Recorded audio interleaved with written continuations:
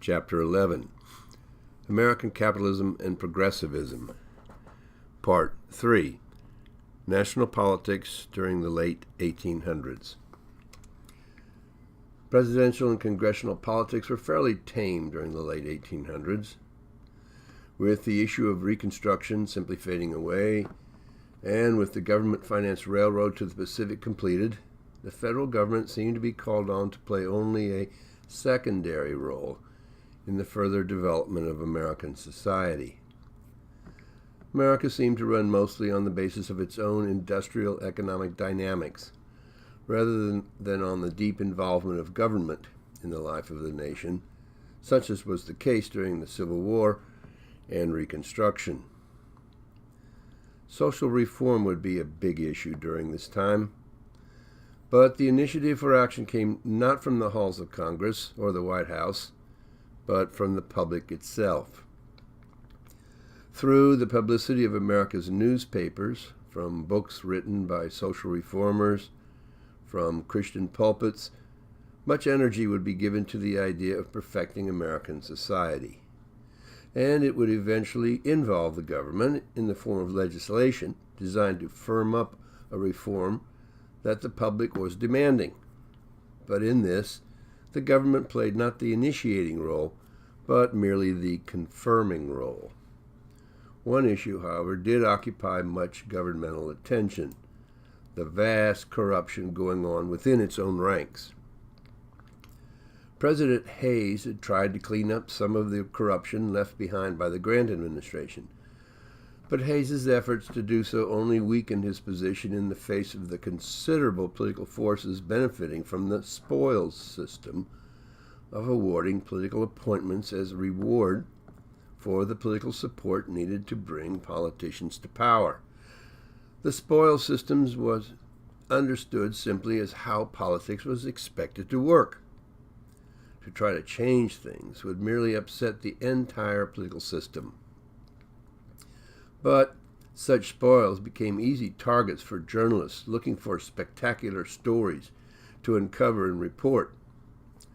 Consequently, there was considerable pressure coming from such molders of public opinion to do something about the problem. Hayes tried to answer this call for reform when he took action to remove Chester A. Arthur from the lucrative, in terms of spoils, job of director of the New York Customs House. This brought the wrath of New York boss Conkling and the anti-reformist stalwarts in the U.S. Senate who, with the Democrats, held up confirmation of Hayes's subsequent government appointments. Then the Democrats reversed the publicity spotlight, turning it on the Republican Hayes, bringing up the corrupt nature of the deal Hayes had worked with the Louisiana governor to get himself elected to the presidency. But this merely unified Republican Party support for Hayes, though it hardly appeased the press. The election of 1880 and Garfield's brief presidency. But when election time came around again, Hayes could not muster enough support from his Republican Party to get himself renominated. There were a large number of contenders, including Ulysses S. Grant, supported by the stalwarts for a third term. Finally, after 36 ballots, the Republicans turned to a relatively unknown James A. Garfield, and, to Hayes' great shock, Chester A. Arthur as his vice presidential running mate. Garfield was actually an excellent choice: hard-working, intelligent, once a college president, brave, he rose to the rank of brigadier general during the Civil War, and politically experienced, having served in both houses of Congress. Running against him as the Democratic Party nominee was the well-known, but politically inexperienced, former Union General Winfield Scott Hancock. The election was close, except again in the Electoral College, where Garfield gained 214 votes to Hancock's 155. Chester Arthur's vice presidential nomination had been part of the price paid to get Conkling's New York support. But once in office, Garfield had other ideas about how much he owed Conkling in patronage, and worked hard to get truly qualified individuals posted to government jobs. In the end, Conkling overplayed his hand, and New Yorkers turned against Conkling. But also in the end, it was this patronage question that made Garfield's presidency short-lived. He was in office only a few months when he was shot by an unhappy and mentally unstable office seeker. And Garfield died 2.5 months later of the wound doctors were unable to heal because they could not find the bullet. Chester A. Arthur. Actually, the man who had been dismissed from his job at the New York Customs House proved, in inheriting the office of U.S. President, to be one of the country's leading anti-corruption reformers.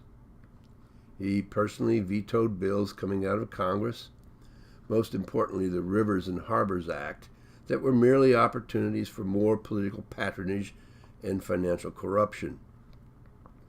He also signed into law the 1883 Pendleton Act, which turned an increasing number of civil service appointments over to a civil service commission charged with the responsibility of filling government positions on the basis of proven merit rather than political connections. Finally gaining the deep respect that few at the outset of his presidency ever would have expected, he nonetheless chose to retire from politics after one term in office rather than run for re-election. He was suffering from poor health. The 1884 election. The 1884 election was fought largely over the issue of personal integrity.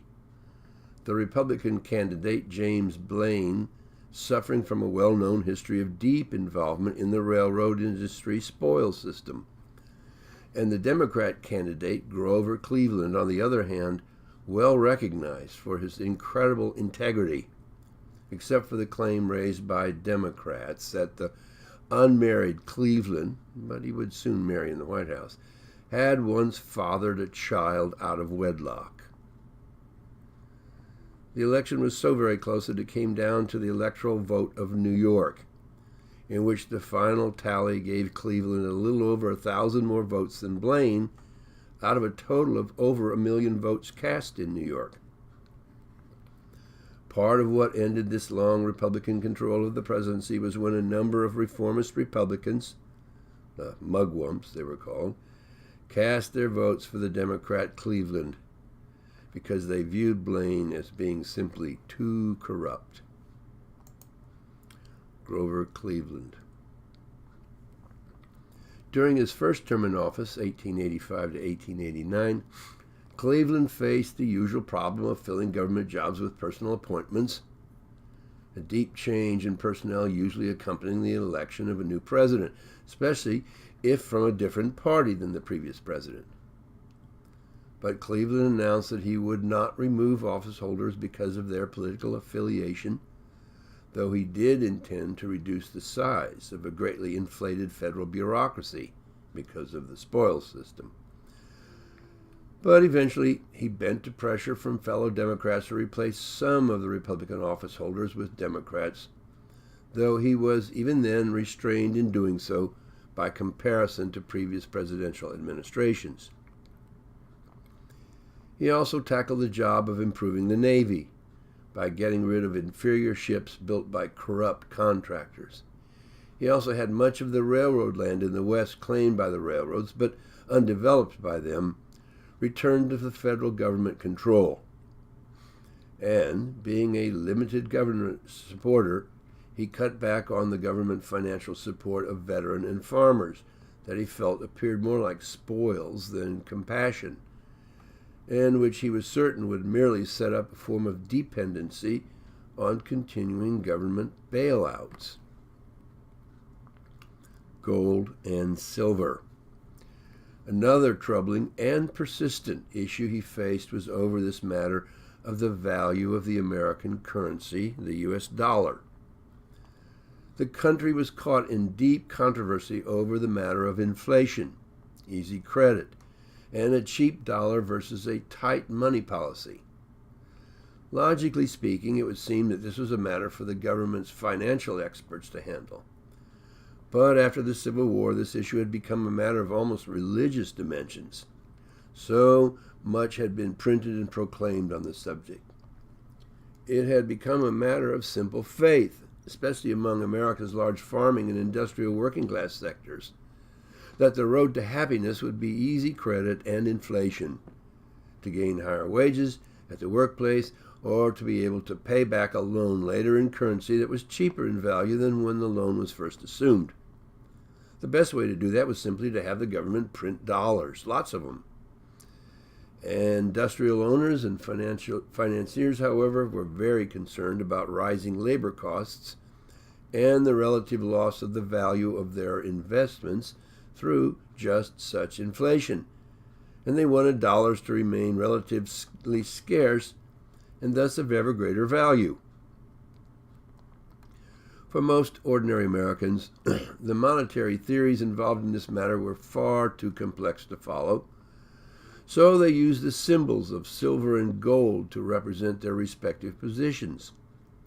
Gold was scarce, and the tight money people insisted that each dollar printed be backed up in the nation's treasury by an equivalent value of gold, and gold alone. Silver, on the other hand, was considered to be abundant and ever increasing through the relatively easy possibility of more silver mining. And the easy money people demanded that instead of gold, or at least in addition to gold, silver be made the metallic basis for the nation's dollar supply. So, silver versus gold became the hot national issue, symbolizing the deeper antagonisms between the industrial workers on the one hand and the business owners on the other, between the much humbler American classes in rural America and the growing number of up-east financiers, especially disturbing if they happen to be Jewish. In short, gold and silver became the rallying points in a growing class or social-cultural struggle tearing at the nation. Of course, these tensions had complex causes, but how easy it was to sum it all up in the question of gold versus silver. And it all made for great conspiracy theories, so appealing to the people who struggled to make sense of the difficult times they faced. Like Grant before him, Cleveland was a gold man. Cleveland responded by attempting to cut back on the silver coinage which the government was required to mint under the Bland-Allison Act of 1878. This merely put Southerners and Westerners and their representatives in Congress in a deeply angry mood, inspiring Bland, author of the 1878 bill, to try to pass a new bill in 1886 calling for the unlimited minting of silver currency. The bill did not pass, but it left a bitter issue unresolved. The tariff question. Another issue Cleveland was forced to tackle was the U.S. tariff. Cleveland strongly opposed the high tariffs imposed on foreign goods in order to protect the pricing of goods produced in America.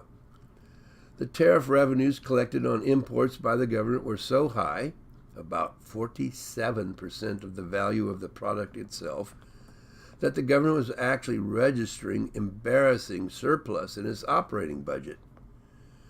But in trying to reduce those tariffs, Cleveland encountered stiff opposition from the congressmen, fearing that American industry might be damaged badly if those revenues were lowered.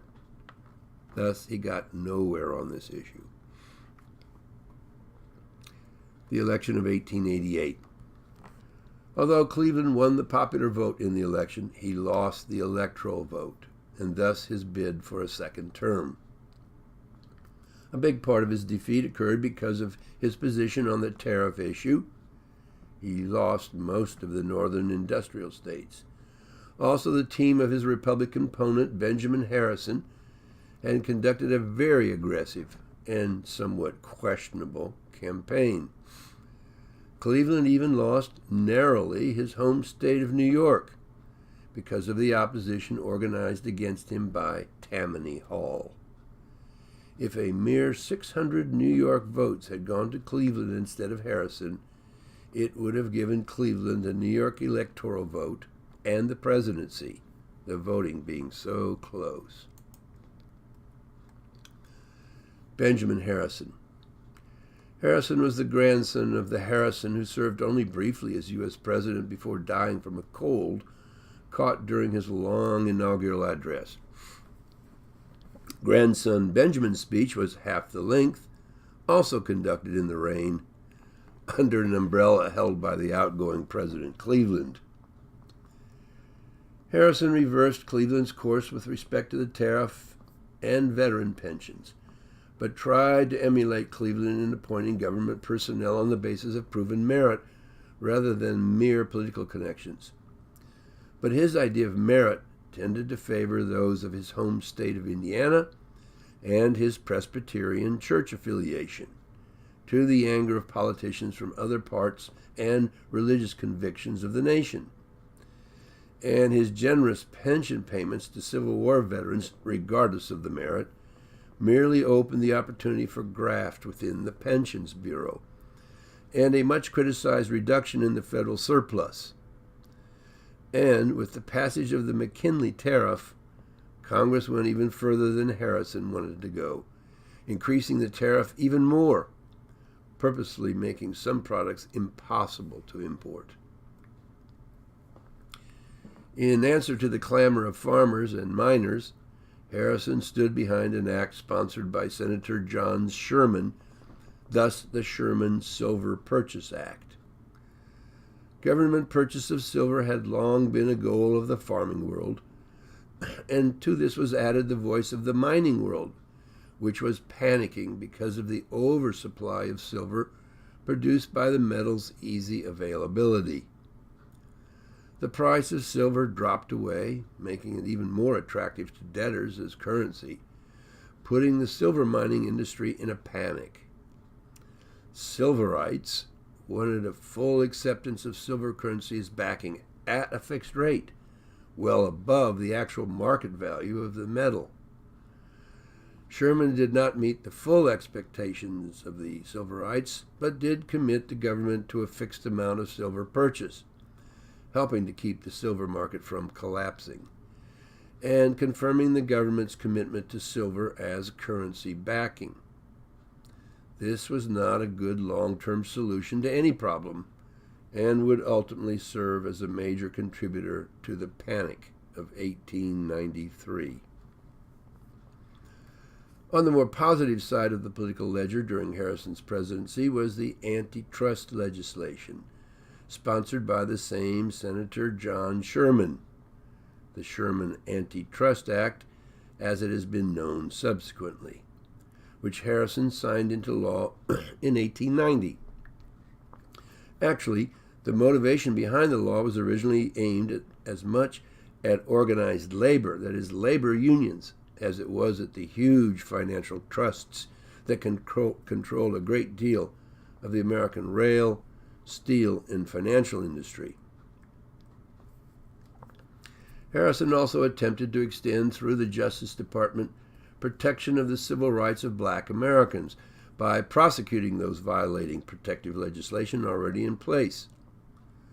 But this effort was stymied by the unwillingness of white juries to convict these violators. Harrison's civil rights push for blacks in other areas also failed, in the face of opposition which arose in both Congress and the Supreme Court. But towards the end of his presidential term, the economic picture of the nation was worsening, just ahead of the Panic of 1893. Things were not looking good for his reelection. Republicans had already lost seats in the 1890 elections, and Harrison was experiencing the loss of support by members of his own party, many still upset over the lack of government appointments by Harrison. Also, American producers were awakening to the fact that the McKinley tariff was hurting themselves badly as consumers. As a consequence, though renominated by the Republican Party, Harrison faced the national election without the party's support nor the popular enthusiasm needed to retain the presidency. The 1892 election. Harrison found himself facing his old opponent, the Democrat and former President Grover Cleveland, replaying the same issues as 4 years earlier. But unlike previous elections, this one would be clean and quiet. In the end, the election would prove to be a sad event for Harrison, not only in losing the election rather decisively, but also his wife to tuberculosis just 2 weeks prior to the election itself. Cleveland's second term in office, 1893 to 1897. The Panic of 1893. A combination of bad economic news that hit at about the same time, early 1893, caused a run on America's scarce gold supply, leaving the Federal Treasury nearly out of gold and facing financial default. The Philadelphia and Reading Railroad had become too ambitious and instead found itself in deep debt, so much so that just before Cleveland was sworn into office in March of 1893, the railroad company declared bankruptcy. This was combined with a huge drop in wheat prices, a major international income earner for the nation. Nervous investors, both at home and abroad, holding national and corporate bonds, began to demand banks, including the U.S. Treasury, to exchange their bonds for gold. Seeing this trend, others jumped in quickly, including the holders of silver coinage, which was greatly overvalued because of the nation's huge silver production stimulated by the Sherman Silver Purchase Act. Seeing the Sherman Silver Purchase Act as part of the problem, Cleveland convinced Congress to repeal the act, ending the requirement of the government to purchase a fixed amount of silver. This in turn caused the price of silver to drop dramatically, hurting people who held cash reserves in silver, which included a lot of people. But Cleveland's action did not bring the panic to an end.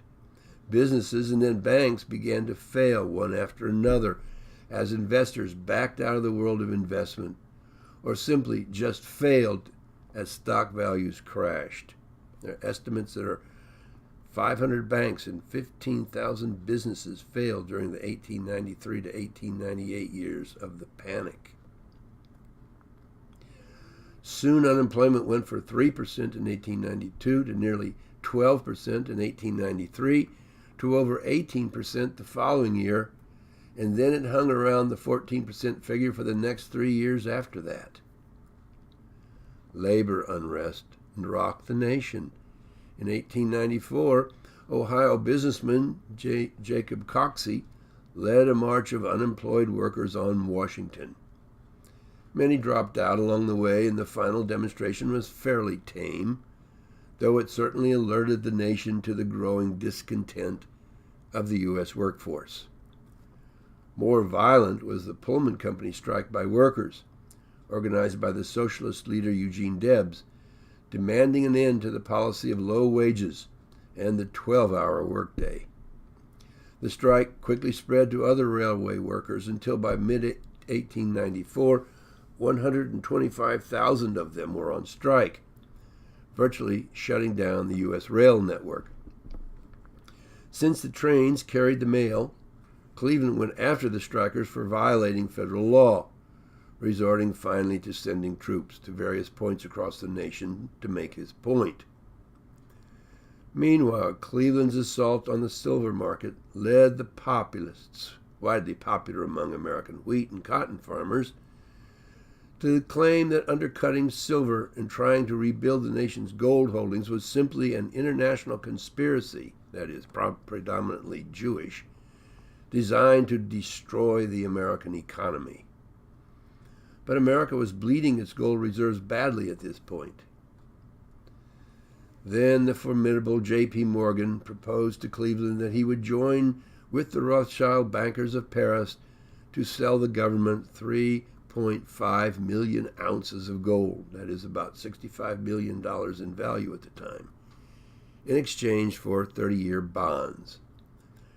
As previously mentioned, at first U.S. President Cleveland turned down the offer, but finally in 1895 accepted Morgan's offer.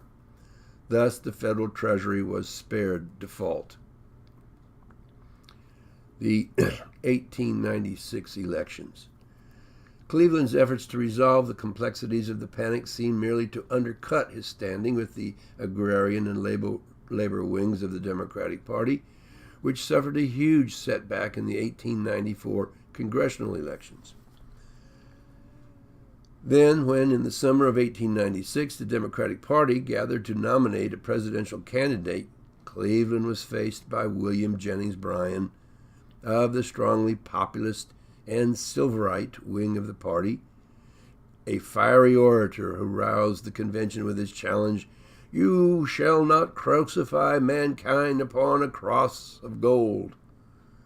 Bryan was subsequently nominated by the Democratic Party, and Cleveland went into political retirement at Princeton, New Jersey, becoming a trustee of the university.